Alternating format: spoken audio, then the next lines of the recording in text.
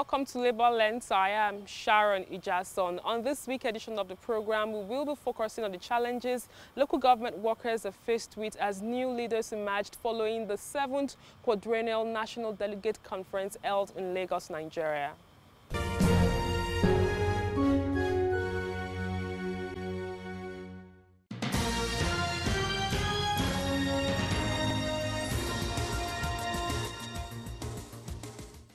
There is going to be a 3-day protest in the University of Lagos.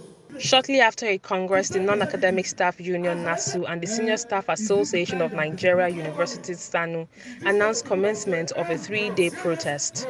University workers across the country decided to comply with the directive of their leaders, which instructed that universities and inter-university centers should embark on industrial action. This is not in line with the agreement we signed in 2009 with all the unions. I want to put it straight to the federal government, to the Minister of Labour, Mr. Chris Igige, and to the Minister of Education, Mr. Adamu. If they know they cannot solve the problem in our university, 2 of them should resign. They should resign. The injustice, the suffering of our members, enough is enough. Some of the demands made by the union are payment of arrears in minimum wage, address irregularities in Integrated Payroll Personnel Information System (IPIS), sharing formula of earned allowance should be reviewed, federal government renegotiation of 2009 NASU and SANU agreement, payment of retirement benefits of outgone members, funding of state universities, immediate constitution of visitation panels for universities. There are supposed to be end to disparities. There are supposed to be end to injustice. Our welfare matters. It is not when we die that we enjoy the rights. The Congress has decided and have taken position that the federal government should ensure that the payment platform that is so ethical, so erroneous, so badly used, they feel that this IPPIS is like a scam. My expectation is those who will be elected, first and foremost, is try and unite the union and ensure that they resolve all the crises that have bedeviled the union. And also, my expectation is they will build on what late Ibrahim Khalil has done for the union. They should consolidate on his achievement and move forward. He has already set a direction for the union, and that direction is we should continue to struggle until we ensure that local government system is liberated from the hand of governors. And that is what I expect the new leaders to consolidate on, to continue until we come out victorious. The new ESCO should stand up aright to defend the welfare of the union, to ensure that the local government system, which some people are envisaging to abolish, a constitutional matter, it should be there. Rather, we will expect them to continue with the issue of local government autonomy. And the local government autonomy, we are not only talking of financial autonomy. We are talking of political autonomy. We are talking of financial autonomy for the local government, not abolishing it. When you say you want to abolish the local government system, how do you abolish it? When electricity pole falls in a remote community, will the governor of the state go there to repair it, or you want to deny those people that are paying taxes the opportunity of enjoying the benefits, the social amenities of their lives? So the local government system will want the incoming ESCO to ensure that they defend the position of the local government system.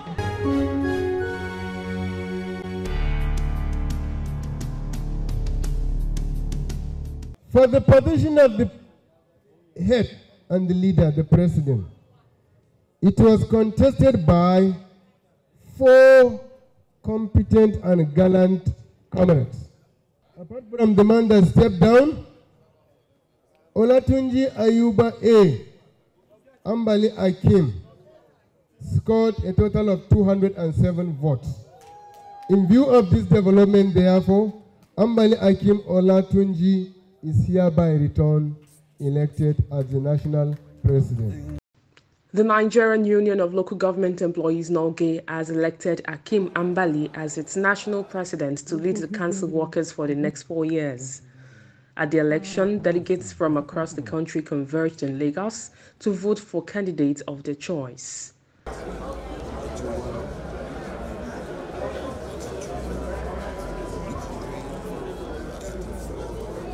In our regime, our members should be expecting a very, very pragmatic leadership, a leader that is worker-driven and worker-centered, a leader that will be ready, that will deliver on all our campaign manifestos. For example, within the next 30 days on assumption of office, we are going to be in this northeast region of the country to meet and identify with our brothers, our colleagues, members of NULGE who are ravaged by Boko Haram and insurgency. We are going to provide palliatives and some relief material to them. Number 2, we are going to build on the legacies of our wonderful leader, Comrade Ibrahim Khalil. And we are going to aggressively pursue the realization of local government autonomy. Autonomy is the thing. Without autonomy, there will be instability in the country. The problem will continue. It is time to stop pauperizing local government workers and the downtrodden masses. We are also going to work with labor, the organized Central Labour Congress, to actualize the full payment of minimum wage across the country. During the 7th Quadrennial Delegate Conference of NULGE, Labour leaders spoke about some of the challenges facing local government employees. The union has been at the forefront of the struggle to fashion a new scheme of service that will serve the needs of our members. The current scheme of service has become a problem that deterred the progression career of our team members at the grassroots level, that is at the local government level. It should therefore be our own struggle as a union to struggle to see this scheme of service has to be reviewed. I could remember our late president has tried his own way to see that this scheme of service has come into effect, but for certain reason, God does not make it to be. But I assure you, the incoming new leadership, they will do the best they can do to see that we get this new scheme of service by the grace of God. Closely associated with this is the fact also that with a very strong united NULGE to partner with us to confront these challenges. These challenges, which are multifaceted, from economy, political, and even the issue of security. Because those security challenges that we are complaining about today only start manifesting not more than 10 years ago, when the funds of local government have been taken away, when in fact the local government chairman cannot even sit in their local government because there is nothing to do because the funds are not going there. But when local government systems are working, we all know that the security apparatus were also very effective. And therefore, to address the issue of insecurity in Nigeria, which they have defined, every solution is strengthening our local government system with the traditional institutions, make sure that these things are also addressed. So this is one area that we can continue to work together with. Representative of the Minister of Labour and Employment, Chris Ngige, encouraged workers in the sector to be more efficient. Bearing in mind the pivotal role of labour or trade unions in both poverty eradication and national development. For the Federal Ministry of Labour and Employment, and indeed the Federal Government of Nigeria, the net worth and value of workers cannot be overemphasized, considering that workers constitute the human capital, which is the singular most critical factor in the production chain. At the conference, Akim Ambali emerged as the new national president of NULGE. Ambali is currently a director in the service of Ogun State Local Government Service Commission. He was the immediate past national treasurer of the union and has been a two-term NLC chairman in Ogun State.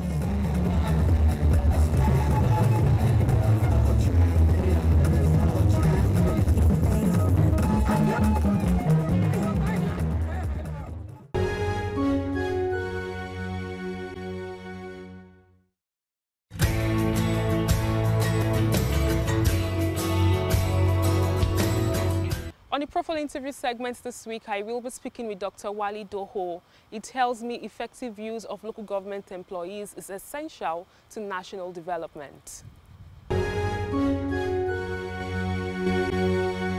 It's good to have you on the program. Thank you. As a renowned labor leader, especially as the former chairman, Conference of States, president of Norgay, can you tell us how would you describe the state of local government system in Nigeria? Well, thank you very much. The local government system in Nigeria is pathetic. Pathetic in the sense that it is almost relegated to an appendix of the states. One, politically, the local governments are not autonomous. And after that political implications, again, financially, the local governments in this federation are not autonomous. Therefore, for a local government to function very well, particularly in a country that is developing like Nigeria, and with a multicultural and multi-ethnic societies like this, the local government need to be one, politically autonomous, so that people can have access to electing their leaders and they can question their leaders when they are erring. Further to that, there is a need for financial autonomy, because without the finances, the people in the rural areas will completely be denied the benefit of the so-called democracy we are much about saying. So these two key areas are very fundamental in Nigerian local government. Therefore, the absence of these two makes scholars even to question, do we have local governments? Because at a point, you may think that the local governments in Nigeria are not local governments per se. And what are the implications of this? The implication of all this is that, one, automatically people in the rural areas will be cut off from benefiting from any project. Secondly, it will be rendered useless in such a way that government will be pumping money, paying staffs, but there is no job for them. And you cannot deny them being there, because unemployment equally is a security threat to the country. So the local government's inability to function well affects both the people in the rural areas and at the same time the workers themselves. So moving forward, what do you think needs to be done to address this? What needs to be done, my sister, is to revisit this our so-called 1999 Constitution. The Constitution was haphazardly prepared, and it was so elitist in the sense that the people that prepared or put down this document called Constitution claim to know very well what the local governments need. And at a point, the local governments now, with this current constitution, if it is not amended, all the agitations for autonomy, all the agitations for freedom or free hand to operate freely will not be actualized. Therefore, the root cause of the problem lies in the constitution of this Federal Republic of Nigeria. There's been a trend of some local governments or some states not paying workers as the appropriate time. Moving forward also again, the federal government, headed by President Muhammadu Buhari, signed into law the new national minimum wage. And as we speak, we still have some state governments that are yet to implement. How would you respond to this? As far as I am concerned, that national minimum wage is just a rhetoric, because I want you to know that even the existing wage that they are paying these workers some could not get it when due. And now, this cry of minimum wage, minimum wage, minimum wage, if you take statistics of most of the states in this federation, this minimum wage was not implemented and is not expected to be implemented very soon. Because even the local government themselves, they don't know how much they are getting at a point. So the money comes through the state account, and the state just give out to the local government what they feel they can give them to sustain them to exist. So automatically, the workers and the system cannot sit down and negotiate or address a problem of salary increase or whatever that is related to that, because they lack that financial autonomy. Therefore, if we are to improve the welfare of the workers and their salaries, the local government must be autonomous, have the power to negotiate with their workers, have the power to employ and to fire, and at the same time, if a decision is reached or an agreement reached in between the unions and the government at the federal, which is equally translated at the state, should equally translate down to the local government. And who are the people at the local government? The chairman and the council. And if this council and the chairman are not functioning, how can you now go and start negotiating minimum wage when these people have no powers? In some state, in fact, they are not even having the authority to pay the workers. It is a state that is paying the workers directly, as if the local government is an extension of the state. So these are the implications. Over time, the issue of insurgents, or should we say insecurity, has been ascribed to the fact that there were roles that local government workers play in terms of ensuring that security is being prioritized in several communities. Can you expatiate more on this? You see, strategically, by the position of the local government at the grassroots, they know everybody in the community and they interact with everybody. They know strangers when they come, and they know who are rude boys among them and who are the good boys among them. If this federal government is serious about that community security and policing, there is no other tier that is very much relevant than the local government. If the local government is functioning, that is where community security and policing will be effective. Even in the fight against insurgency, these civilian GTFs and the rest, these are community police. And they are the boys that are leading the war. They are endangering their lives for nothing, because it is their community. They know the people, they know the terrain.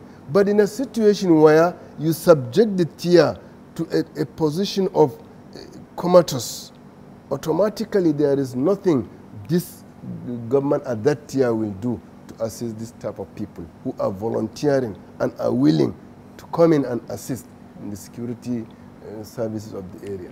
So with your experience as a labor leader and also in political science too, in terms of the education aspects, what do you think will be the implications of having a viable local government, especially in a developing country like Nigeria?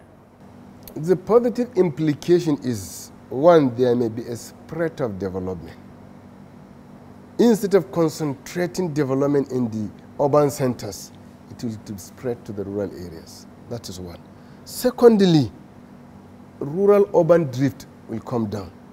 People, youth, able-bodied boys who are in the village, assuming, thinking that there is better life in the city. If all these social amenities will be provided in the local governments, at the local government levels equally, they may not waste their time to come to the city. Because some of them, it is based on this dream and perception. If they come to the cities, they get themselves involved in all crimes.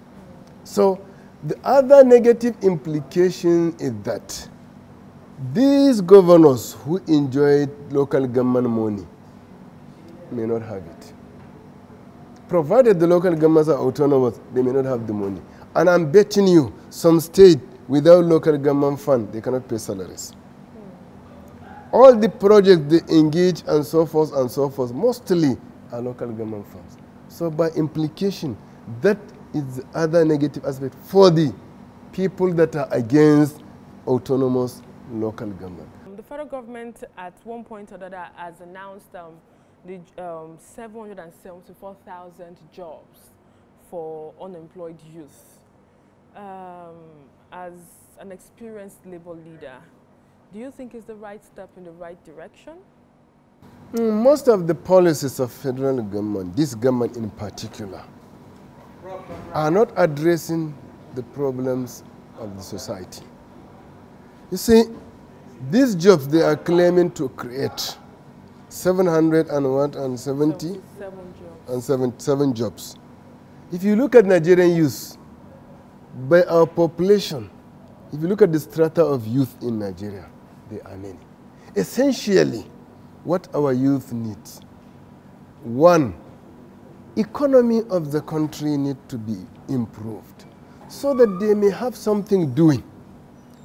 If somebody is selling something, maybe, or is still in a shop, or is a technician doing one work or the other, he may not worry himself to go for this job. But if you now employ him, you are giving him maybe 20,000 or 10,000 or 15,000. Over a time, he will be conditioned to this amount.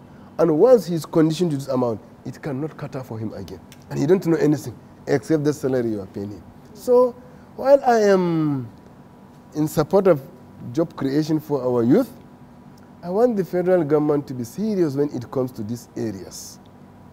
Because there are so many misplaced priorities the government is embarking on without cognizance to the plight of the youth or how it will address the problem of the youth.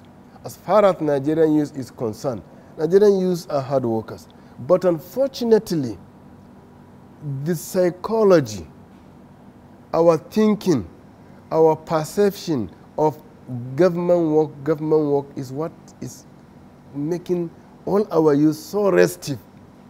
Instead of them to engage in their craft work or maybe engage in technical knowledges and so forth, they want to be employed. And that is why the politicians use them. If I employ you now, tomorrow if I want to use you at the talk, you will be in the forefront. That is the problem. The Nigerian Union of Local Government Employees have elected new leaders. What would be your advice to them? What would be your expectations? My advice to them is that they should know that they have an Herculean job ahead of them. Herculean job in the sense that the local government now is the enemy of most political elites. They want to ensure that the local government does not exist. Therefore, it is duty bound on them to continue to enlighten the people in the rural areas, to enlighten opinion leaders, and to make sure that what we have been agitating, that local government autonomy is achieved. Further to that, I want them to bear their mind from thinking of money making from the union. Let them be rendering selfless services and to look for a way of generating income so that at a point when they have conflict with the government may not use that source of income as a threat. So after congratulating them, I even told them there that they have a task. And that task is a very Herculean and big task. It's not a simple issue. Autonomy, local government autonomy in Nigeria is not a simple issue. So they have that task ahead of them, and they should carry all their members along because we need to be united so that we can achieve this, our goal. Sorry to take you back again. I'm aware that the late national president, who is the former president of Norway, was able to create a lot of an awareness in terms of local government autonomy.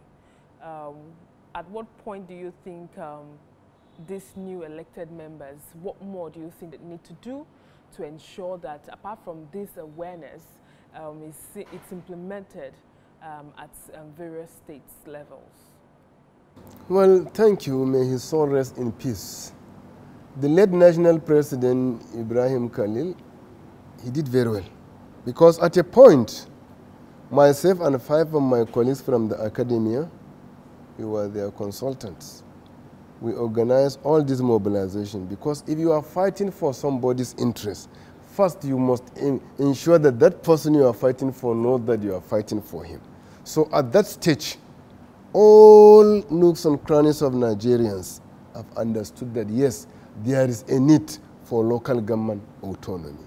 And he went further to make some effort at the National Assembly. But the problem lies with the state houses of assemblies. And this is the problems of the Constitution that I kept on saying. The Constitution makes it in such a way that it is always difficult to amend any section in the Constitution. So therefore, these processes are complex and are hard to achieve. So the problem now these people will take over from is they have to confront the state assemblies by all means and ensure that they have a significant number that may agree. Some states, quite all right, voted for autonomy, and we appreciated what they did, but majority did not. So the problem of local government autonomy is at the state level now. So the challenge for this new incoming ESCO is how they will face this blockage and how they can overcome this impediment. Thank you very much for your time. Thank you very much. It was an interesting conversation I had with you. Thank you. It's a pleasure. And that's all we can take on today's edition of the program. Join us next week for a fresh edition of the show. I am Sharon Ijason. Thanks for watching, and remember that labor creates wealth.